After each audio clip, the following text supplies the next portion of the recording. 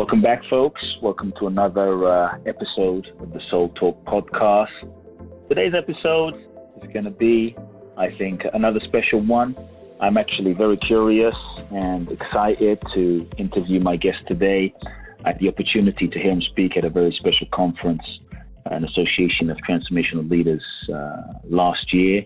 And I think he really shook the audience, those who were in attendance, and brought some profound perspective and insights that were really, really profound, deep, and challenging in terms of the typical way we view life and see things. And so I think today's will be very interesting. So get your notepads ready. He's a co-founder at the Neurohacker Collective, Director of Research and Development, where he's focused on developing processes, technologies for advancing medicine, human optimization. He has a blog on redesigning civilization at Civilization Emerging. I mean, when I heard him speak, I considered him a philosopher. So welcome to the conversation today, my friend Daniel Schmachtenberger. Daniel, welcome. Thank you, my friend. I'm happy to be here. I'm looking forward to this conversation. Great to have you on. And so, look, I'm curious. I have a bunch of questions for you, but I am curious, especially for those that may, not know of your work or your blog or, what you've been sharing in terms of interviews. I saw you speak, and it was very, very deep. You shared a lot of, I think, at least for me, profound insights. What exactly, this might sound simple or strange, but Daniel, what exactly do you do? I mean, are you a philosopher? I mean, for me, you are philosophizing. What would you call yourself? What do you do? What do you call yourself? What I'm saying? Well, what's the deal? Yeah. I don't know that I'd really be all that interested in calling myself anything. What do I do? I can talk about what I'm interested in and things that I put energy towards and study and work towards. You mentioned a little bit with regard to medicine and biotechnology. It's a area that I'm fascinated by and love, and so there's some attention in that space.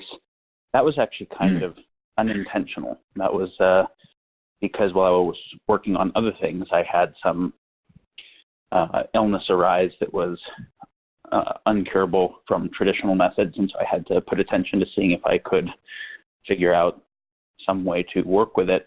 And it happened to be that some of the scientific background and approach that I have in working on things like ecology and economies and like complex systems were applicable to having new insights in medicine. So there's still some work there. My primary focus is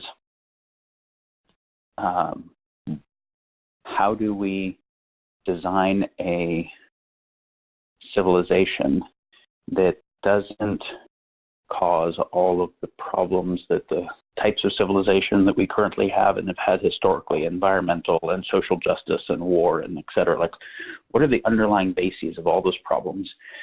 And can we actually change that at the level of the design of a civilization system itself? So that looks like, whether we're looking at species extinction or biodiversity loss or trees getting cut down, we can see that underneath all those issues, you have the fact that most trees are worth more cut down than they are alive. Most animals are worth more killed than they are alive. There's a perverse incentive underneath that. War is more profitable than peace. Sick people are more profitable than healthy people. And so you start to say, okay, well, as long as a problem is being incentivized, it's not going to stop. And so that's like an example of if we really want to change the dynamics of the world, we have to change how people coordinate and how they make sense of the world and what they're incentivized to do in a deeper way.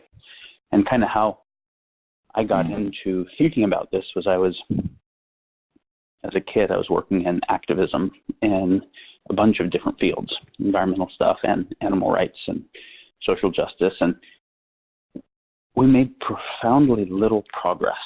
And I really wanted to understand why we're humans, like those of us in activism, it seems so clear that we don't want to kill the elephants for their ivory or clear cut the Amazon, and yet so many people and large corporations were continuing to do those things. So it's like, what is it that is driving all of those? How are they interconnected?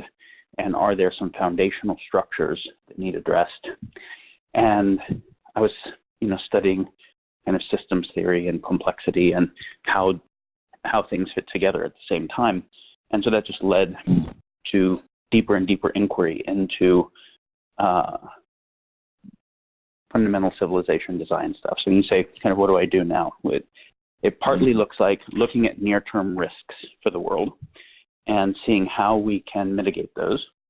And then also looking at how can we actually design new systems of how humanity can make sense of the world and make choices, which is like new methods of governance and resource allocation that are structurally different than the types of top-down governments and the types of market systems we've had so far that predispose different patterns of human behavior that don't predispose war and environmental destruction and things like that.